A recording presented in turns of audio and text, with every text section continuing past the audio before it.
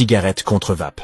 Tout le monde dit que la vape est plus sûre, mais l'est-elle vraiment? Regarde ce qui arrive à ton corps avec chacune. Quand tu fumes une cigarette, tu inhales plus de 7000 substances chimiques différentes. 70 d'entre elles provoquent directement le cancer.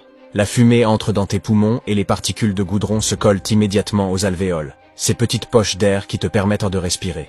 À chaque cigarette, tes poumons deviennent plus sombres. Le goudron noir s'accumule et détruit les cils, ces poils microscopiques qui nettoient tes poumons. Sans eux, le mucus et les toxines restent piégés.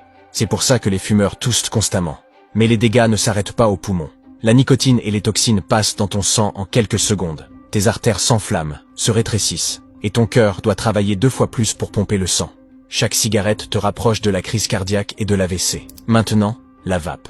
Beaucoup pensent qu'elle est inoffensive parce qu'il n'y a pas de fumée. Erreur. Quand tu vapotes, tu inhales un aérosol contenant de la nicotine, des métaux lourds comme le nickel et le plomb, et des produits chimiques comme le formaldéhyde, le même utilisé pour embaumer les cadavres. La vapeur pénètre dans tes poumons et endommage les cellules qui les protègent. Les études montrent une inflammation sévère, une cicatrisation du tissu pulmonaire et une nouvelle maladie appelée EVALI, qui provoque une insuffisance respiratoire aiguë. Des personnes jeunes et en bonne santé en sont mortes. Et la nicotine des vapes est encore plus concentrée.